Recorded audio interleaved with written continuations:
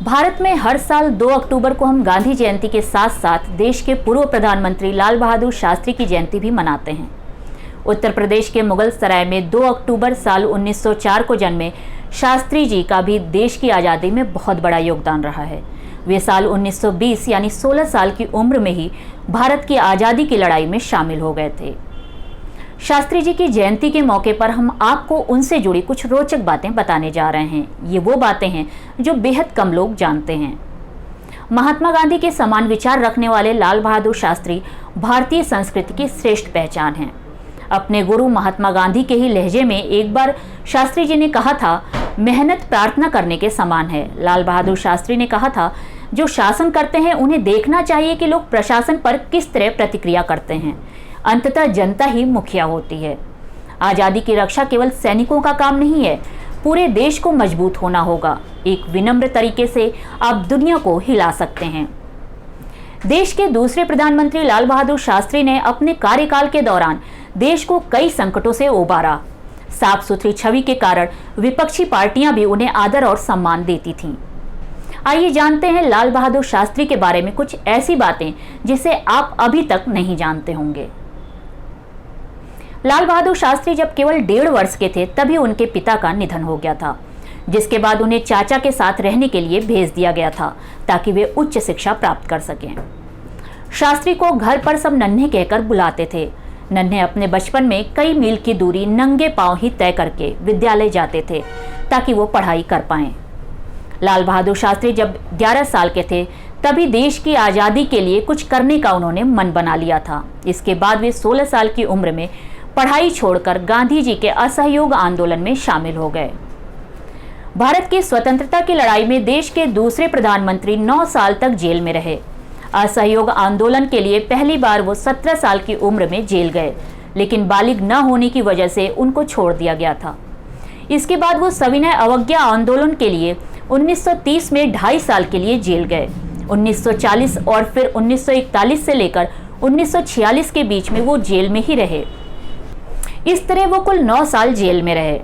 जब वो जेल में थे तब उनकी पत्नी चुपके से उनके लिए 2 आम छिपाकर ले आईं। इस पर खुश होने की बजाय उन्होंने अपनी पत्नी के खिलाफ ही धरना दे दिया। शास्त्री जी का तर्क था कि कैदियों को जेल के बाहर की कोई चीज खाना कानून के खिलाफ है। उनमें नैतिकता इस हद तक कूट कूट कर भरी थी कि एक बार जेल से उनको बीमार बेटी से मिलने के लिए 15 दिन के पैरोल पर छोड़ा गया, लेकिन बीच में ही उनकी बेटी चल बसी तो शास्त्री जी वो अवधि पूरी होने से पहले ही जेल वापस आ गए। शास्त्री जी जात पात के सख्त खिलाफ थे, तभी उन्होंने अपने नाम के पीछे सरनेम नहीं लगाया। शास्त्री जी की उपाधि उनको काशी विद्यापीठ से पढ़ाई के बाद मिली थी। विद्यापीठ की ओर से उन्हें दी गई प्रदत्त स्नातक की डिग्री का नाम शास्त्री था और यही नाम आगे उनके नाम के साथ जुड़ गया और उनका पूरा नाम लाल बहादुर शास्त्री हो गया। शास्त्री जी दहेज के भी कट्टर विरोधी थे।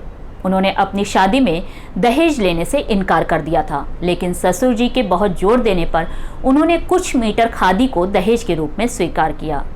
आज़ादी के बाद शास्त्री जी 1951 में नई दिल्ली आ गए एवं केंद्रीय मंत्रिमंडल के कई विभागों का प्रभार उन्होंने संभाला। वो रेल मंत्री, परिवहन एवं संचार मंत्री, वाणिज्य एवं उद्योग मंत्री, गृह मंत्री एवं नेहरू जी की बीमारी के दौरान बिना विभाग के मंत्री रहे।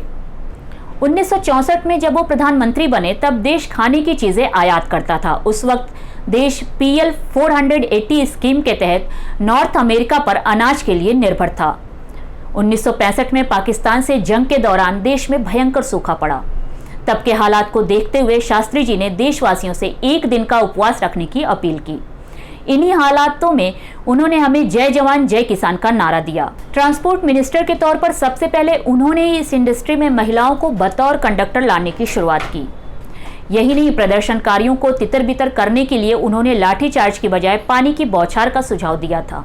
पाकिस्तान के साथ 1965 की जंग को खत्म करने के लिए वो समझौता पत्र पर हस्ताक्षर करने के लिए ताशकंद गए थे।